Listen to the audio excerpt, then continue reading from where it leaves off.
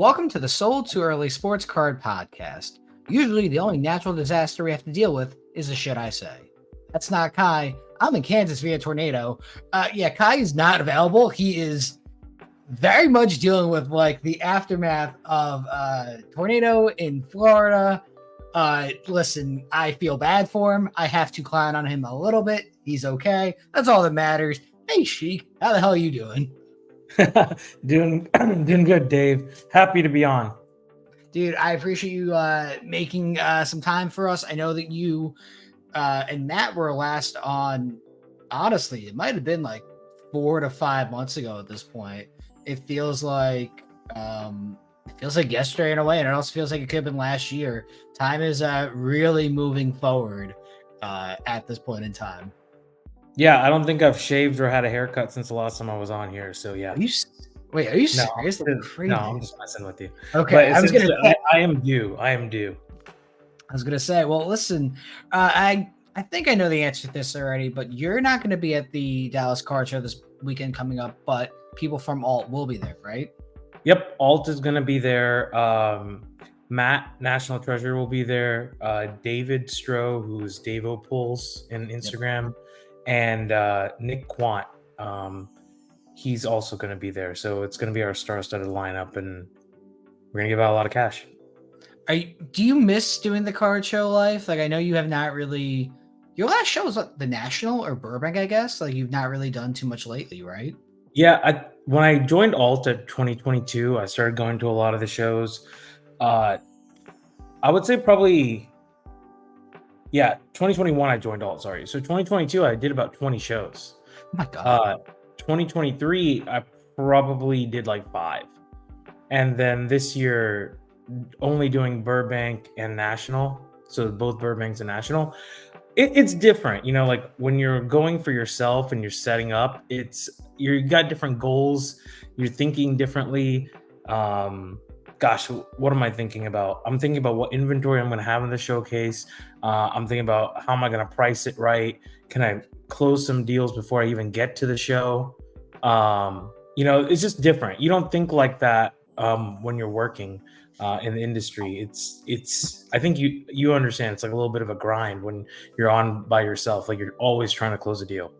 Yeah, I mean, I think that in a way, I mean, working for Alt or PwC, Sierra Golden or whatever, I would say the conversations that you have to have are probably more schmoozing of like hiring collectors and dealers, either for consignment of items or to use your services, as opposed to when you're a vendor or dealer not associated with the company. Obviously, our goal is to schmooze other high-end dealers to make a sale, make a trade. Mm-hmm. So it's very similar in a way. I mean, obviously, you have the perspective of a collector, because truthfully, you really are not much of a dealer. I can't envision you setting up at Dallas by yourself, 2 showcases, posting fire emojis. Everyone's a hobby legend and a goat. You know, Dave, I want to do it. I want to do it. I just the thing is, when you work in the industry, you don't like say you do your 9 to 5 and you're working in the industry, but after that, you don't really have the motivation to do all those dealings that you once did before, because you are like fully into cards all the time. So for me, the switch for me, and I think you know this a little bit, is I have my job and then now I'm focused on my PC. So I'm by naturally the things that I'm selecting in my PC, there seem to be going up in value anyway. So I get to naturally deal and flip through that, but it's just not as active as like if I set up at a Dallas. I will say though, if I ever do set up with in Dallas, I would like to set up with like people that I know, and I need time to walk the lines, and then also come back to the booth. If you're stuck at the booth the whole time, it's hard to kill unless your inventory is good. Yeah, I mean, it really depends. So for this Dallas show coming up, I actually sold my table. So my location, Shik, I've actually not been to. I know where you are. Okay. So on the front wall, I'm right next to Cards HQ, Deal Me Slabs, Jay. Jay was there for a bit. I'm not sure where Jay is now. I sold my table at the show only because I had the opportunity to go set up with Lucas, Sports Carmania, and Mikey's Cards, 2 people that we are both friends with. Mhm. And part of that deal was because the person who wanted my table, just for this one show, was going to be actively buying, and Lucas obviously is always buying people, high end cards, whatever else. It was a conflict of interest. It worked out for me where I was able to sell my table, go set up with my friends, and this person got what they wanted. Everyone benefits here. This is my last major card show until the national, and even then, like, I am very much considering skipping the national this year because of the lack of showcase space. And this has been a conversation that I've been having with a lot of dealers and friends for months. So Yeah. this is my last push, possibly for 3 months, maybe more, because Burbank is the end of August actually. So it's Yeah. entirely And then possible. also I think Fanatics has a show before Fanatics then too. It's about 3 months away. So, I mean, that one, without knowing more information about that show coming up, um, it's obviously on the radar. I'm gonna go. I'm in New Jersey. I It makes mean, sense to it's be there. already it's in your back door, like your Yeah, back. I can sleep in my own bed. There's no reason Yeah. why I would not go to that show. Um, I am waiting for EJ or anyone from Fanatics to give us more information about it. Mhm. I would like to set up. I think it makes sense to set up. So Um, let me tell you, let me butt in here and walk you through how you could go to national and still kill it on a different strategy. So your normal thing, and I know you like to be the dealer side because I think you like the walk ups. I don't know, it's like your vibe. Some people don't like it. I know Lucas loves to walk the floor. Uh, so so everyone kind of has a little bit of their own thing. But here's my 2 cents to you: if you're not going to get dealer space at the national, you go in with a different strategy where your strategy is you should try to liquidate majority at Dallas. And then you become extremely cash heavy and you walk the floor in Cleveland and you find the deals at the trade night, because now I've been told trade night is no longer one day. It's supposed to be Thursday, Friday, Saturday, 6 ooh, to 11. So where? I don't know. Don't know the details just yet, but I think there are multiple days for trade night. Nothing's been finalized, but it's going to be multiple days. I don't know if it's one person just doing it, like Card Collector 2's been doing it, but I've been told that it's going to be multiple nights this year. And you know this, and I know this. You do your you do your selling at the show, and then you do your buying at trade night to refill the showcase. It's like a never ending thing. But I will say this: I think it would be interesting for you to try the other side. You haven't been on the other side for a minute. It's true, and I will say this: part of the reason why I've always enjoyed being a dealer, and this is most shows I go to, I very much do not enjoy walking shows, is the power dynamic, which is very interesting to note because I, especially online, I will never message someone first about a card. They have to find me, and I don't know why I'm Why that is way. that? Why is I don't that? That sounds like a power dynamic in itself. It's chic. It's really weird. I can't explain it. All I know is that my methods have worked. I'm more successful in sports trading cards than the people who make video content, flexing how much money they spend and how they do this. I'm frankly better off than they are. Um, Humble brag, of course, but like, it's just what I have done well. Of course, I'm willing to adapt and change as needed based on current market trends. I'm a big, I love that industry leaders and insights and like repackers and stuff like that are paying better percentages to the average consumer. I want the average consumer to be the most well-informed, intelligent, like critical thing they could ever be. And I think we're getting that now. So maybe it is time to be the person walking around, because now this might be the first time in forever that the average consumer has more power than the dealer or vendor. So I also think it's different for you versus someone that doesn't go to a lot of shows. A lot of people in the room know you. yeah, To some degree, you go through one aisle, I'm sure one person in every aisle at the national will know you. yeah. Like, And wait, I have to threaten that person. I have to beat them up. I said I would, but but essentially, I think what I'm getting at here is there is there's something that will make a switch for everyone, and it's just some people, maybe it never switches, maybe because this will become their full-time job forever. But there is a time when you are active, active, active, And then there's a time when you want to be passive and active. Right now, Dave, I've known you for about 5 years now, pretty well. Mhm. When I first met you, you were very active, active, active. Within the last year, you have been making some strides to understand active with passive, and you are already going all the way to the to the side where you probably will be where I'm at in your mid 30s, which you're still many years away, which is majority passive, little bit active. Only reason that is the case though is just so many things are going on in your life that it's hard to become active, active, active all the time. And so I'm already seeing a little bit of a change for you. You're already thinking about passive with active. That's something you did not do 2, 3 years ago. So I want to clarify what you're saying because I understand it, and I think what the main takeaway here is someone who is trying to be fully active within sports cards is someone who is posting on Instagram daily. They're buying, they're flipping cards, they're doing story sales, they're on Ryan's Discord, they're on Facebook and old school. They're actively trying to make They're deals. going to their LCSs. They're doing it all. They're meeting Yeah, up with people locally all the time. There's a lot of people like that. yeah. Tons. And you know what? You can do very well in that. I think what you mean by more active passive in a way is intelligently, meticulously, thought provokingly figuring out the next intelligent move. That is kind of where I've generally been for quite a while. I think it's a lot more of I'm a big believer in working smarter, not harder. I don't Yeah. really want to work super hard ever, full stop. But That Dave, could be you if you go, and this is just a shameless plug here, but if you go to Dave's eBay page, Dave has sold hundreds and hundreds of items. Dave, that is active. That is not passive. That is I have active. I have sold Shik over 15,000 items since 2015. I'll tell you right now, I'm pulling up my eBay page. 6,000 feedback, 99.5, 15,000 items sold. I have 600 followers. I don't know why I have followers on fucking No, eBay. because you constantly list stuff. When you constantly list stuff, more people want to follow you because they may find a deal or whatever. And plus, you Yeah.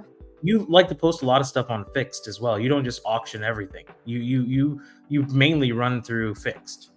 Yes and no. So I mean, the thing about that is, and this is where active versus passive versus all that Mhm. stuff comes into play, because Speedy Card Lister is starting to get to the stage where a release date is coming soon.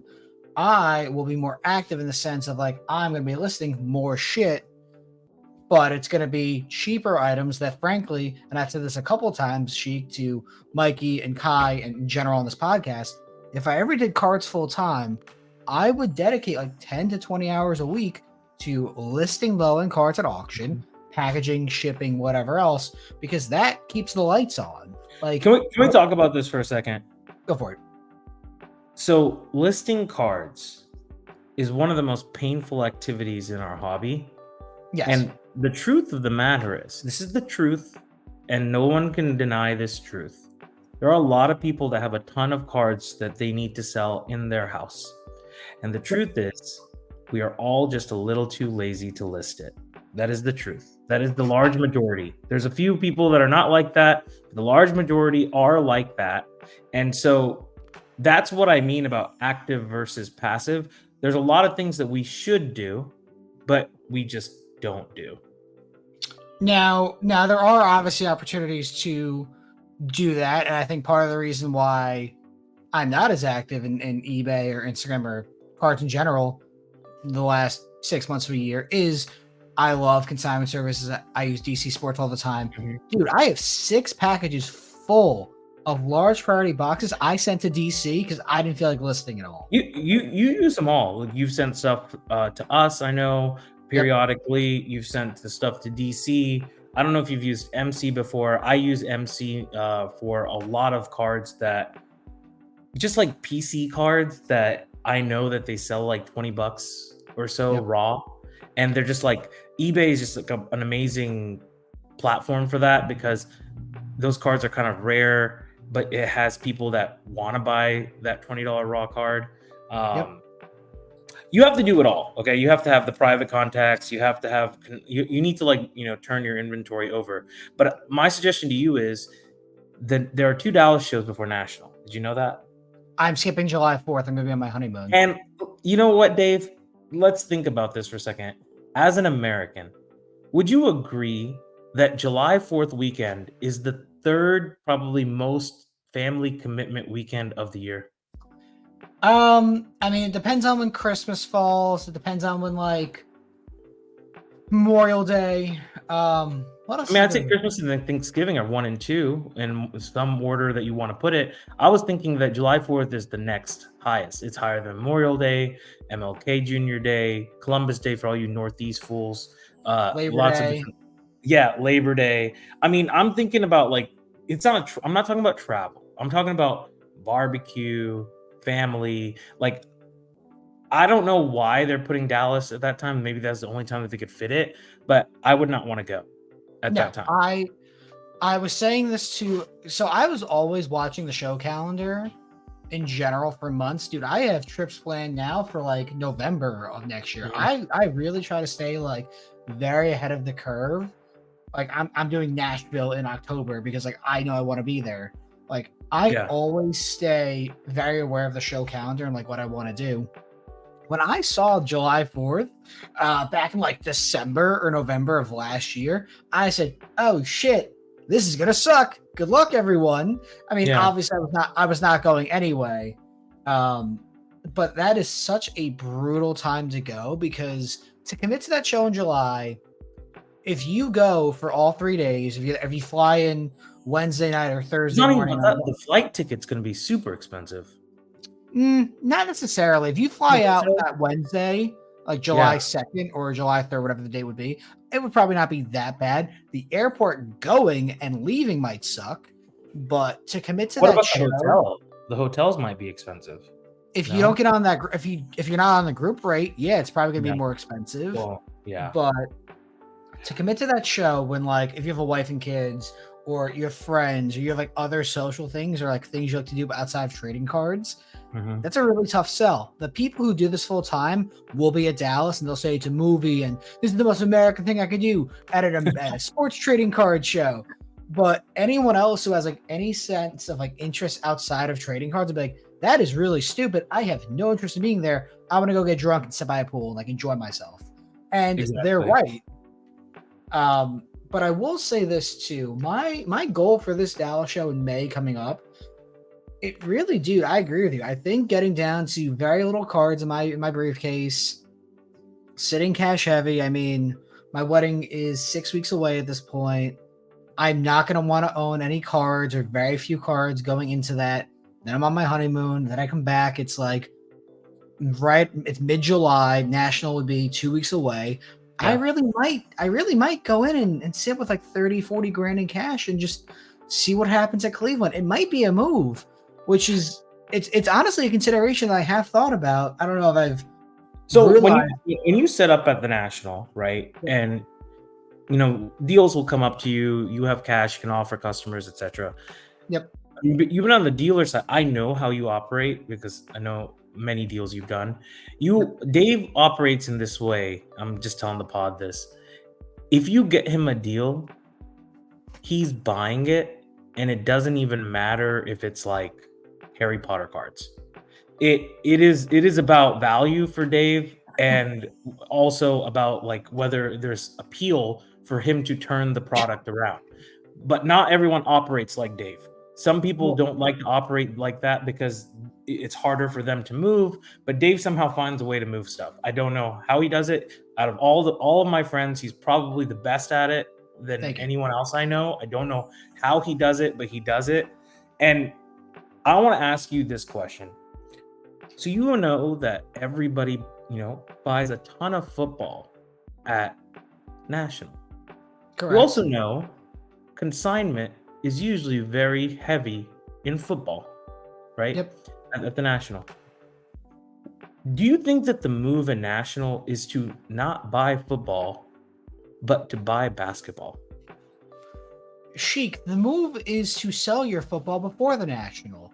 The trick truly is with all of this is people should begin to start selling football in the next 30 days to 60 days, give or take. So June or July, because the run up to the national that week or two beforehand, ironically, when I get back and I'm available, you're going to see prices really start to spike on Anthony Richardson, Trevor Lawrence, Justin Herbert, Joe Jordan Burrow, Love. Josh Allen. If CJ Stroud had, cards outside of Prism, they would all, if he had an NTRPA, it would spike exponentially. Like, You'll see the spikes even on the questionable guys like Malik Willis and stuff. Like you'll see some marginal spikes there. No, people want to take a shot. They're low risk, high reward. you know how many Mason Rudolph cards Lane and I have split that are sitting on my counter? You have enough for the entire state of Pennsylvania. It's more of Pennsylvania. He's in Tennessee right now. So I know. I'm just thinking it's Pittsburgh cards. That's why. I know. The point is, the reason why I would tell people to sell football before the National is every showcase of dealers who have modern cards who have football are going to have a Burrow NTRPA, a Josh Allen NTRPA, a CJ Stroud Blue Ice to 99. Okay. Now there's a caveat to all this. There's a caveat. Sometimes, a lot of people I see it all over Instagram. The comp theory, like, oh, you want to pay 80% of comps, and I know that's going to lead into another topic where we thought about talking about. We'll get there. Yep. But this comp theory works another way too. If you have a player that just hasn't comped in a long time, and you know that the comp is coming, sometimes you just wait for the comp because in the football season, every card is going to get the comp. Yes, but here's the other side of that conversation. Football is the most volatile market by far because any hit can theoretically end a career because football is an incredibly violent sport. Mm-hmm. If you're buying football right now or you were buying football the last couple of months, congratulations, you're doing an intelligent thing. Now, is it better to sell one step early in June or July when the national hype begins to really go off and people are really starting to get ready for their showcases, their trade nights, their whatever else? You can guarantee yourself 20% profit, or you bring it to national for whatever reason, you're overpriced, there's other cards out there, you're not able to move it, then you're stuck with the item. I mean, theoretically, now you have Burbank and Fanatics Fest, so maybe you don't have to force yourself to move it. You got to sell before, Dave. Like, I sell basketball before playoffs. Yep. And the reason I do that is I'm okay with not getting the maximum profit because I do not want to compete with increased supply. So when Correct. there's increased supply, cool. Let's talk about it. Who is going off in basketball? Ant-Man. He's Wemby, just even more than Wemby. Ant-Man is moving up higher than Wemby in the last couple of weeks just because of what he's done. And maybe SGA if people actually care. They're about to be. I think they're about to be knocked out, but that's just me. Ant-Man could be knocked out too. I think the difference is Ant-Man has shown he's scoring 30 to 40 points in the playoffs every game, and SGA hasn't been doing that. So let's talk about this. So Ant-Man, right? He's gone on this astronomical move the last couple of weeks, and he was really big during 2022 COVID during that time, and steadily he's been going down. He's established himself a new higher floor because now people are like, okay, he's legit. He's going to score 30 to 40 points in the playoffs. He's the real deal. The guy just needs some help. And so my question is, right, if you sold your Ant-Man before the playoffs, you might not have made even anything because Ant-Man has been going probably somewhat steadily down all year. But if you maybe okay, sorry, he was going steadily up all year. That's true because they were the 3 seed. He was playing well. Yeah. What I would say though is hindsight is 2020 because it's very possible, dude. The T-Wolves could have been knocked out in the first round. He could have shot 4 for 17 in game 5 and got eliminated, and he's a chucker who can't score, and these cats can't win with him. So hindsight's 2020, just like in the football conversation we were just having where, I could sell Josh. I bought a Joe Burrow NTRPA for 20 grand. I can sell it right now for 27.5. Or, all of a sudden I'm at Burbank and it's week 1 of the preseason and Burrow tore his ACL again because that's just bad luck and that card's now worth 12 grand. Hindsight is 2020. I'm gonna tell you a move that how I like to operate on this exact premise that other people, I don't know if they want to do that, they can copy it. So what? a lot of stuff you see on my Instagram, I usually post pretty rare cards, like, Yep. a little bit more on the higher end. If I showed you every pickup that I did, you would see 5 to 10, maybe 15 posts a week. But I'm just lazy. I'm just not putting the posts out there. Maybe I should, and that would give me more engagement. But essentially, I have a different strategy, and my strategy is I actually believe that the liquid lower end cards, percentage wise, they move faster than Correct. the higher end cards for the most part. And so I will make plays on certain players. Like, for instance, going into this playoff, one of like a play would have been either like a Jalen Brunson, an SGA, an Ant-Man. And then you buy a dozen of their cards under $250 each. Each one is under 250. So like these are slabs. You can buy slab ones, maybe like a PSA 10, Ant-Man, Prism. I know it sounds crazy to say that. But the thing is, I would just flip it until I got my cost basis back. And then and the goal is I flip it before playoff starts. So then let's just say I got a dozen cards and it took me 10 cards to get back my cost basis. Then those 2 cards I ride off. I literally post it on eBay. I'll put a high buy it now or best offer price, and then I just wait and I ride it because it's straight profit at this point. Let's see what happens, and maybe something will happen in the playoffs, maybe it won't. So that's kind of how I operate. Sheik, how dare you be financially sound? What the fuck is wrong with you? This is I'm sports not card. financially sound. I lost so much money on Giannis last year. Okay, I'm guess not what? financially sound. Okay, guess what? It happens. Guess Giannis, if you bought Giannis cards pre-postseason because you thought, oh man, Doc Rivers can't blow it now. Doc Rivers blew it now, and the Bucks obviously got eliminated. So, like, for everyone who is really saying Ant-Man's the GOAT, he's the next MJ, Giannis fell off a bunch price-wise because they got eliminated in the first round. So it could easily have been Ant-Man who got eliminated in the first round. Hindsight's 2020. So be it. It is what it is. Not a big deal. You did mention something financially sound though, and that is covering your cost basis is just in general very smart thing to do. And you also touched on like that $200 to $500 price range, which let's be real, that is a very normal, acceptable amount to buy a card for. I think the average card collector, even the below average card collector, can afford to spend I two to like five. that price range, man. It's nice. There's good cards there. There's Larry Bird patch autos. There's Dirk Nowitzki flawless autos. There's LeBron James. Dude, LeBron James flawless patches are under $500 right now in Lakers uniforms. Yeah. You can buy quality cards at a value of $200 to $500. And guess what? Repackers and people like that in our industry need those type of cards. And I can show you, Sheik, the worksheets I've been using since I've been buying from a friend who only bought into repacks and like obviously like group breaks and stuff. Like he didn't do great, but he didn't lose that much. Basically, more than 80% of the M's I've bought from this person over 3 weeks are gone.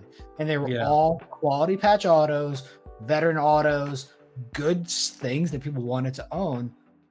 And a good amount of it also sold off to repackers who need that stuff for inventory because you can't even keep it in stock. So if I leave Dallas and my briefcase is probably can fill 3 showcases right now, heading into Dallas on Wednesday or Thursday, I should say. If I leave it on Saturday night with it being able to fill up 1 or 2 showcases with like $50 to $250 cards, I'll be happy. I want to own fucking nothing after this show, with the idea being that I'm going to just sit cash heavy till my wedding. If I'm flipping cards, it'll be $50 to $250, $50 to $500. Nothing Dave, super expensive. And have you ever brought up like that conversation you always have with in our like we have some group chats privately, and you bring up all the time about trying to get deals done early at a show to pay for your flight, your hotel. Like you talk about it a lot. And I don't know if you've talked about it on the pod. Well, let's think about I talked about it on this episode. I sold my table at Dallas, and that $750 in profit, quote unquote, is going to cover my I'll tell you right now what I paid for my flight to Dallas. I'm not even exactly sure. I paid for my But people take notes. This is how you should operate because I'm not saying it makes you feel like you don't need to close enough deals because you got your cost bases covered, but it just allows you to simply think, okay, is this a successful show or is this not? Because at the end of the day, it goes back to what I was talking about, passive versus active. Your time is important. You don't have that much time. Your time is important. I know it sounds crazy for me to say. I'm 36 years old, but I'm telling you, your time is so important. My hotel room for Wednesday night, Thursday night, Friday night, so 3 nights, $910. Group rate covered, whatever else. My hotel room is mostly paid off 3 days before the show. Would I like to make more deals beforehand? Yes. My inventory is not really in that sweet spot right now to do that because I've been selling a bunch on eBay to repackers, whatever else. Awesome. Cool. Generally, I'd be pushing a little bit more, but hey, if I go in now with a little bit of cash, So, well, Dave, here's a question for you. And how do we solve this problem in the hobby? This is a big problem. It looks like a lot of times our networks are really limited to either our primary or secondary contact. A primary contact is someone we know directly. Secondary contact is that our friend introduces us to someone else. A lot of industries work this way. But Dave, there are thousands of collectors in Asia, and it's not even I don't even think it's a communication barrier. They don't trust us, we don't trust them. How do we get closer to everybody else that does cards in a way that everyone can trust each other? I'm just, it's a really broad question, but I feel like it's an issue. so Jay Mojo Sports just was in London for the London Card Show. I think he still has this question up on his Instagram because he was answering Q&A about it. Oh, I didn't see it. Let's see. It might still be there. It's not. Fuck. So he was mentioning how collectors in the UK, the way they deal in relation to other customers or vendors or dealers at shows is vastly different. He mentioned how their prices are more firm. You know, there's not really repackers out there. There's no such thing as like buying at 80% comps. It's more collector focused because obviously it's more football, which is American soccer, Is whatever it else. collector focused because the competition isn't there? Yes. Okay. So if you want to talk about Asia, dude, step one is Europe because hey, at least in London, they're speaking English and there is no communication barrier. So that is step So one. are you telling me that if we establish a repacker group in Asia, that would stimulate more relations between both countries and cards? I mean, Asia or London or Europe, fuck it, let's go international, dude. Let's go interglobal. I don't give a shit. Like, Mhm. I think what's funny is Mikey has definitely had this conversation too. I'm not sure if it was on this podcast or in DMs, but like, the issue with a repack is just like we don't have the right personality for it, dude. We're not like the loud, hype beastie type people. I'm not. I used to be, not now. I'm just loud and aggressive, so I'm halfway there. I just I mean, don't listen, have. your returns on repacks got to be higher than buying breaks. Oh, they are. I mean, dude, I've seen Lane, who does the almanac for Lane. I've seen his numbers. He showed them to me at $2 or $3 shows ago. I know their formula. It's honestly super like great, and it doesn't really try to screw over buyers or sellers. It's all right. Here's the cost. Here is like additional like resources for employees or shipping or everything else. Here's potential profit. It's like very clean and organized. I will stand by Leighton being probably the best repack out there. So I hear a lot of negative feedback about repackers, but I'm here to tell you guys I like them. I like them for a different reason. I like them because if you just go with breaking and then other people are just waiting to buy the singles. So here's the thing. There's a lot of people on the internet, on social, that like they don't want to break, but then they ridicule people for making bad investments, bad choices. The truth is you can't freaking buy the singles unless the people decide to open the product and take the risk. So it's a double-edged sword that you're really arguing. now, do you believe that there are truthfully loaded and marked boxes that Panini and Topps give out to content creators and influencers? I don't think so. I mean, I thought about it. I don't think so. But if they did, it's bad. That's bad. But I don't think so for another reason. So you know how many shops have had stolen boxes, right? I mean, if we're going down this line, I was asking morally questionable No, conversations today. I'm giving you answers. I'm giving you answers. You see how many shops, like every week we get some post about a shop getting broken into, correct? Right? Correct. Okay. So then say a case gets stolen from that card shop. Yep. Do they have a way to track down those individual boxes in the case? You Of tell me, course yes or not. no. Of course not. Do you think that Panini and Topps and Fanatics are able to be organized enough to know that each box has this kind of material? Do you see what I'm getting at? There are Yeah. levels to, and I work in supply chain for my whole career, Dave. There are levels to this organizational structure to be able to execute what you propose. And I'm telling you, I don't believe that they're of that organizational structure to be like, this seventh box in this influencer's case would have some problem or would have like four super factors. It requires so much organization that I don't believe exists yet. Now, I first off, I agree with you. I don't believe there are intentionally loaded boxes for content creators or stuff. Now, could stuff be staged? I don't remember who was posting about this, so I'll see if I can find it. I doubt I can. Antoine Griezmann, the midfielder for Atletico, he might be a forward, not Yeah. exactly sure. You know, they did a box break with him, and he pulled a Jackie Robinson cut auto. That was staged, most likely. It was obviously like most likely I fake mean, or you say that, but then I watched Kevin O'Leary pull dog shit out of a flawless box. So I mean, I don't know. What do you want me to say? I, I think that there is not enough of a sample of that. I mean, like I would rather believe that Jackie Robinson cut auto is still in a box somewhere, and like it was just like, oh yeah, we're gonna shoot a promotional video for this. You know, no big deal. Like, oh, he opens up a pack and he gets a Jackie Robinson cut auto. Instagram went fucking crazy because like, how dare he? But you know, I'd rather believe that was one of the things that like people are not paying attention to is, okay, so you have a handful of like huge breakers. They break cases and cases. Like when Flawless comes out, all I remember seeing is I think like Lil Pullman and a mountain of Flawless cases. Okay. So are you normally telling sitting on me it. in his 40 cases that he opens for his customers in the first 2 weeks, he's not going to pull some form of fire? I mean, who's opening 40 cases publicly and showing you their results? Dave, I just told you I buy 10 to 15 cards a week and I only post once a month, Dave. Shik, if any product is going to be purposely like filled with content creator like or influencer boxes, it'll be a flawless, it'll be an immaculate.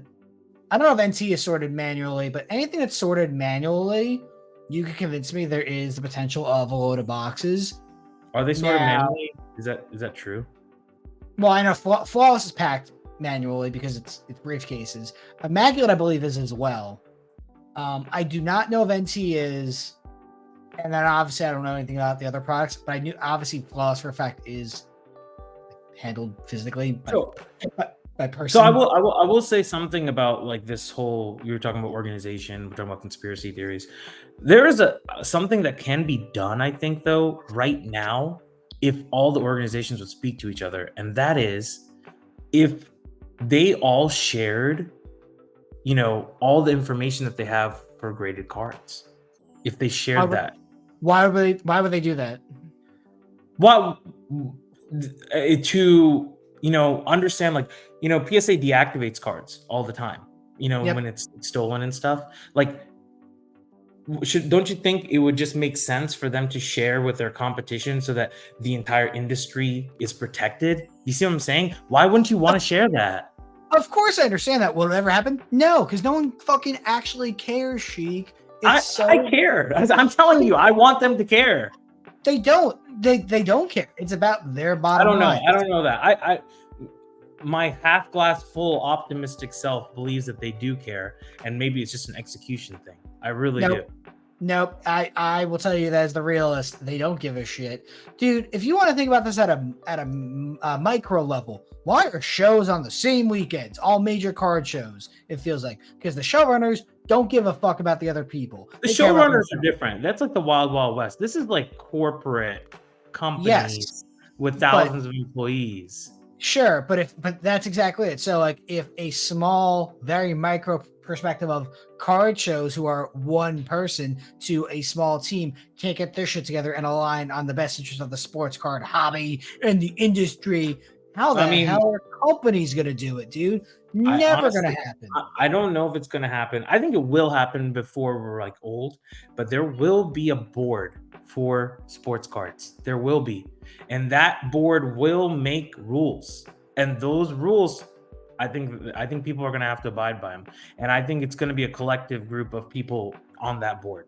That sounds crazy to think about, but I'm telling you, with the way that the hobby is growing and the way Fanatics wants to a million X this thing, so that maybe it might happen sooner rather than later. But Dave, I'm telling you, we would all benefit from a board. A lot of people will be like, oh, bureaucracy, control. I don't want control. But I'm just telling you, I think there are some things that would actually help.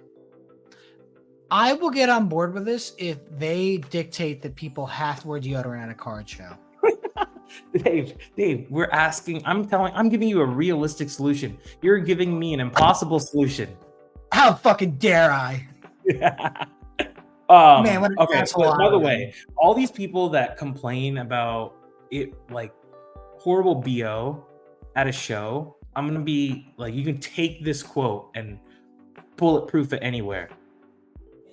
That seems to be, to me, a first world problem because you guys don't know what it's like to step off the plane and be in India. You get a nice whiff of shit.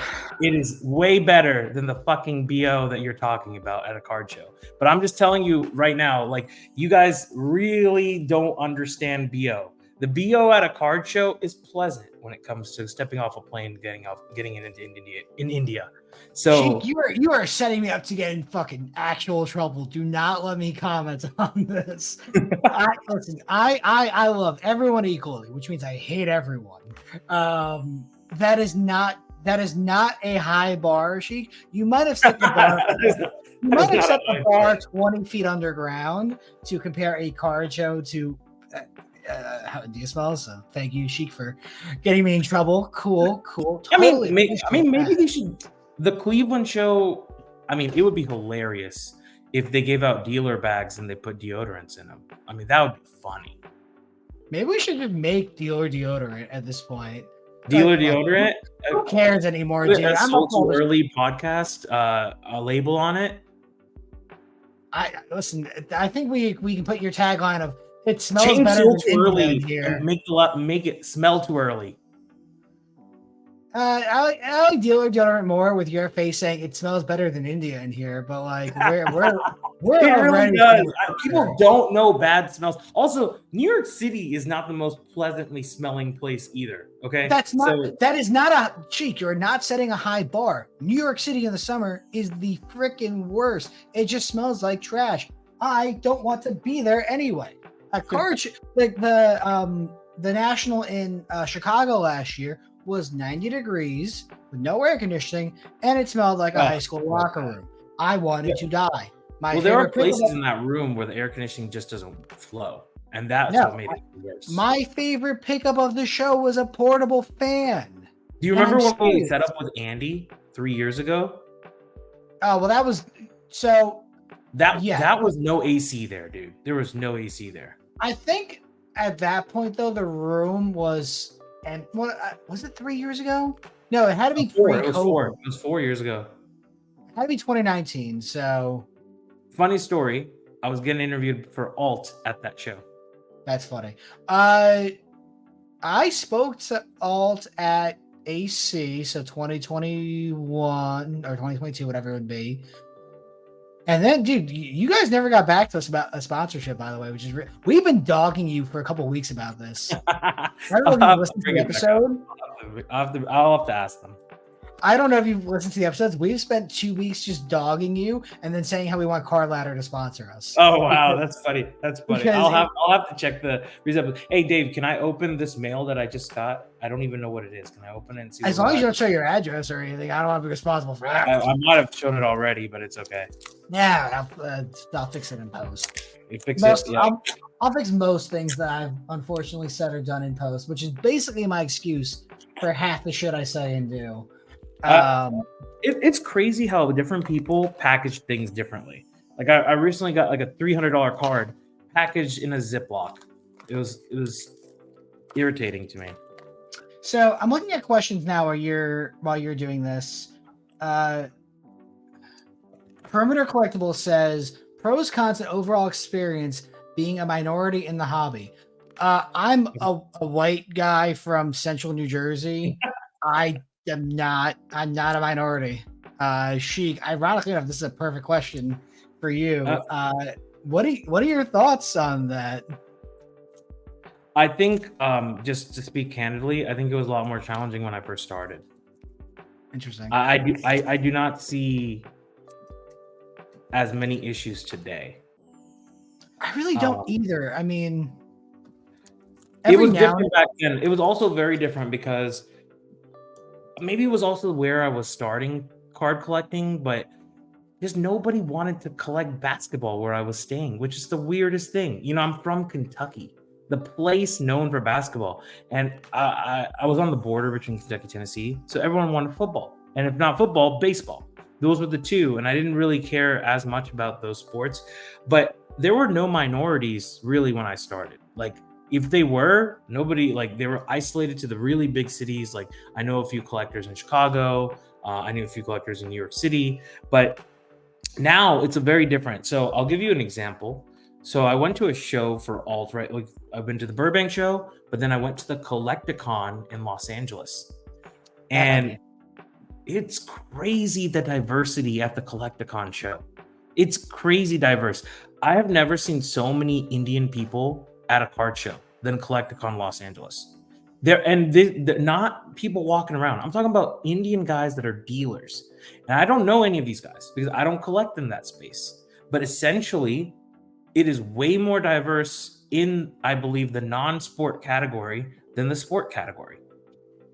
Yeah, I mean, even thinking about Dallas, I would say, what do you think, Sheik? 85% of people who attend the Dallas Card Show are probably white. For sure. Even more.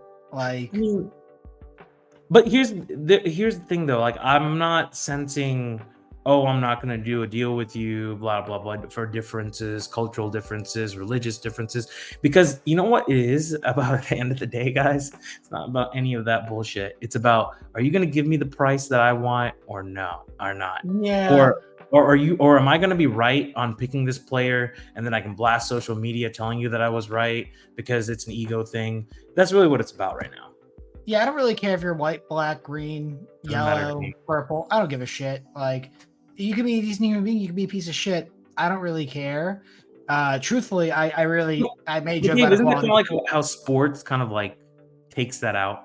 Yeah, sports is the great equalizer. Like, I made a joke how I'm for equality because I hate everyone, but it's true. Like, I don't care if you're white, black, Hispanic, gay, straight. I don't give a fuck. It doesn't matter to me. If you are a reasonable human being, you and I will probably get along. So, like, you know, I can't speak to the cons or overall experiences. Obviously, I'm sure there's been some bad experiences, but I have not been privy to those. So, dude, people think I'm Jewish. They make Jewish shows. I don't give a fuck. First, I'm not Jewish. I'm Italian. Take that, motherfucker. Yeah. You had no idea. And secondly, I have an incredibly dark sense of humor, so I will probably respond back with something more offensive if you come at me. Well, the only color people see at a show is green. Yeah, I don't deal with them green people. All right, I'm gonna show my pickup real quick. Yeah, do that. I'm gonna look at these questions. So this is, I had to overpay for him. This is Yi Jianlin, 2009 exquisite base out of 199. I hope that was in a top loader when you got it. It was not. It was in a pen. Oh, that's not good. That's really. But it was in two padded envelopes. Okay, I guess that's fine. I'm not going to talk about It's PC, diversity. Dave. It's not the end of the world. Corners look okay. They look okay. Probably like a BGS 8, something like I mean, that. for that card, I'm not exactly shocked. This is Do you want to expensive. talk about that? Do you want to talk about that card that got like bent in half, or one of those you were trying to buy, or you want to skip that? Oh, Skip it. well, we can skip it. It's just like the only thing I gotta say is like customer service in this hobby is so interesting. I don't think we talk about it enough, like what customer service really means. And Yeah, no, reputation's really we talk about important. all the problems. We don't ever talk about when it's good. I would say that like you expect a package to arrive safely with no damages, and that is good customer. If no one says anything about your shipping, you probably did pretty good. You only really see people say something if you package it like Fort Knox or it's shitty.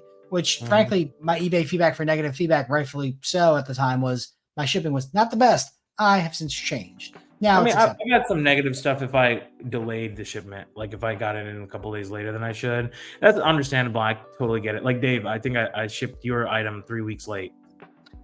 They're sitting on my desk. I'm gonna send them to DC. It was not a big deal. Like, I know. not a worry. Yeah. Cards by Joe asks us best way to value a card with no recent sales, no listed for sale, and is very low pop. Critical thinking. I know that's hard for our sports card industry, but like that is also with a case in point where I would list something for a stupid price on eBay. If the last sale is in 2017 for $400, screw it. If the highest sale of a similar player or a product from that year is $4 grand, put it on eBay at $7,500. Who cares? You can lower the price. You can't Okay. raise it. So I'll tell a real life example that happened to me just 2 weeks ago. You guys can all pull it up on eBay. The sale is there. But I had a Jalen Brunson horizontal gold RPA. It was bought, unsealed. It looks like to be in great shape. It'll probably be like a PSA 9, it could be a BGS 9.5. But I was trying to strike while the iron was hot. I didn't want to send it to grading in time because I wanted to list it for a high price and see what happens. So a 9.5 sells for 3 grand. And then I was like, you know what? This card probably is like in the 1800 to 2K mark. I'm just gonna put it up at 3K OBO on eBay. And this is like game 2 of the Philly first series, round. sorry, game 3 of the Philly series, when the first game he was going for 40 points or something. And I put it up on the fourth quarter. 4 hours later, binned. And I was just like, that is insane, because that card should not be going for that much. But now it looks like a cheap buy given all the things that's happened to him. But that card was sold, paid for, and I had to go send it to Boca Raton, Florida, which is what I found out to be the CGC headquarters, who they are the authenticity platform for raw cards for eBay. For slab cards, they send it to PSA in Santa Ana, California. Oh, I understand. I understand what you just said. Okay. So for anyone who just got confused like I did, so eBay's authenticity guarantee, which I think a lot of us don't really like, so be it. CGC, like you just mentioned in Boca Raton, Florida, handles it. And who'd you say does PSA All the does it? slab goes to PSA, and all of the raw goes to Boca Raton. And That's then so funny. it's so interesting because I don't think we look at CGC like that. If I anything, we don't. might say, yeah, that's why I think it's so interesting that they're the ones that are doing the authentication on it. SGC, I actually do like as a company. They have their place in this industry. I like them for their Above and Chrome discounts every year, where it's like $9 per card, 5 to 10 business days. It's a good service. I don't really like SGC otherwise, but hey, you know what? They absolutely earned their So place. PSA they announced that they want to do a 30-day turnaround for any level. That must Why? be something in the future because it's not happening on my orders right now. Yeah, I'm why would I send anything else than like Value Plus or Value Economy or whatever? What's the point of a premier service then if Ooh, I'm an Wemby. intelligent You want collector? to I sell can like a wait a Wemby little. while he's hot or an Ant-Man while he's hot. You need the premium. Yes. And in most instances, you're not going to have that player. Mhm, So, or it's already going to be graded. So, if you're an intelligent mhm. person, you can wait a month or two. Okay, I want to go do Bowman Chrome now. Here you go. Here's some cheap Bowman. I'll get it back in 6 weeks and auction it. Or, Yeah. hey, I have Joe Burrow cards. It's It's May. I guess it's time to send them in and get ready for the national. Like, there's a way to do it. I don't know. That's interesting. 30 days would be a really insane turnaround. It would also fully bury BGS and HGA if they're still around, and the other grading companies besides SGA and There's a lot of them. There's Tag. There's the ISA. SGC, not SGA. On my part, SGA. I did say that. I've never seen a card graded with Tag. Oh, really? I'll tell you what. Their slabs look nice. They do, but like, it feels really good in the hand. I agree, but like, dude, from a value perspective, dude, I have complete blinders to 90+% of the industry because I don't care. I don't care that this Shohei Ohtani 2020 Topps Chrome base card is a Tag 9. I'll tell you this. I like the fact that you could have a better copy than someone else. Sure, but it doesn't matter to me. Like, it kind of does to me though. Like, if I had the best LeBron exquisite, but the thing is, everyone has to get on board, right? You can't be the only one doing it. I think it's gonna take some time, but I'm a believer in that to some extent. I don't like. There's this thing like the media plays this like, oh, AI is everywhere. It's going to do everything. Cool. Maybe when you and me, Dave, are on our deathbed, it might be able to do all these tasks by itself without human intervention.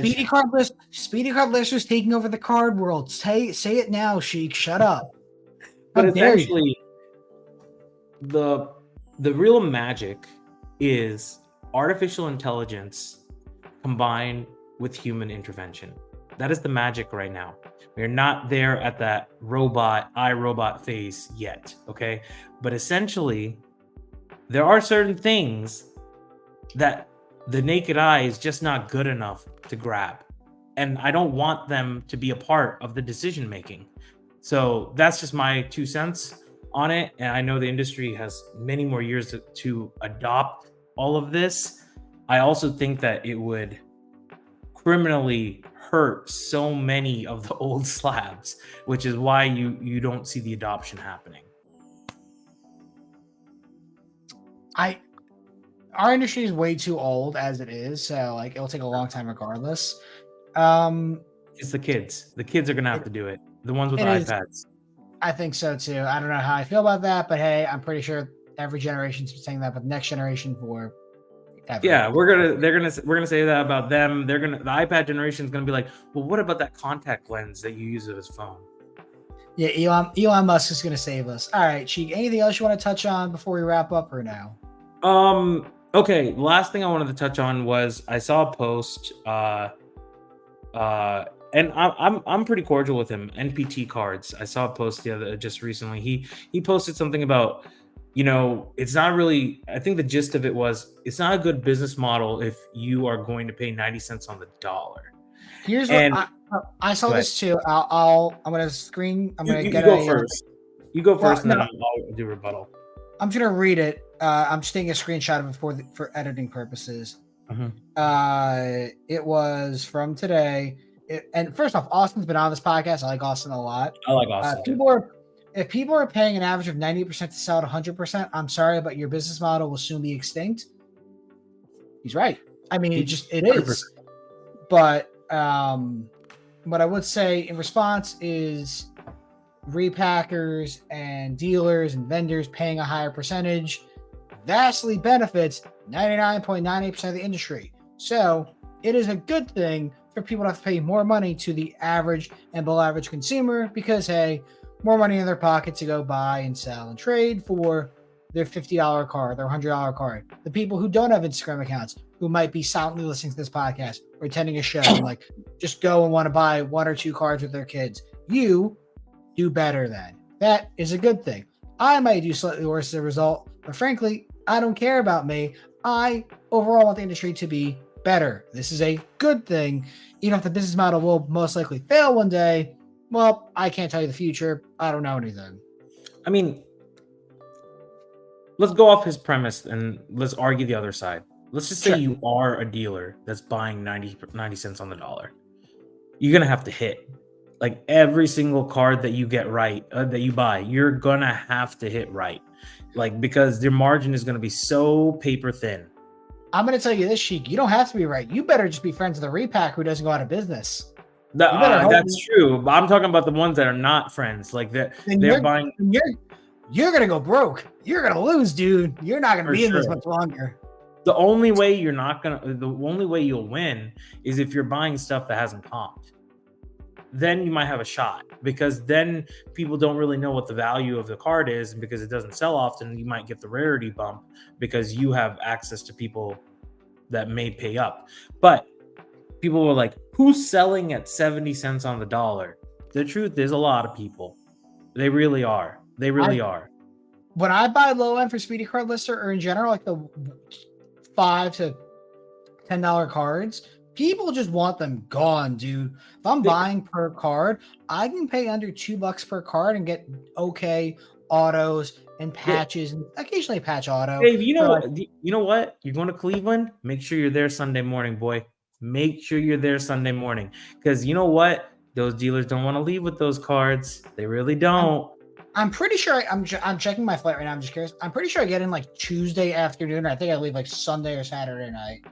Well, if you got to switch it, leave Sunday after the morning, because I'm telling you, you are going to walk down a table. You're going to see $5,000 worth of cards where someone is like, please take this from me for $3,000 because I don't want to travel home and on a flight with these cards. I'm telling you, those are Dave kind of deals all day long, and they're going to be multi-sport.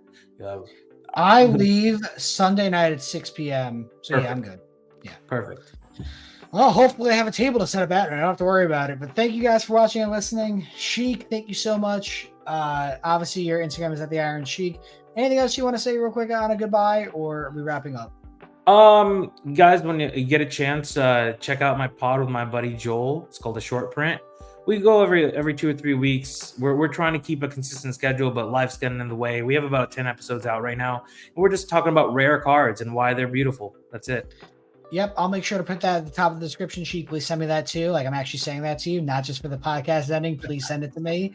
Okay. Thank you guys for watching and listening. Next week, I'll tell you about Dallas and maybe Kyle will be back. I don't know, but thank you guys for watching and goodbye.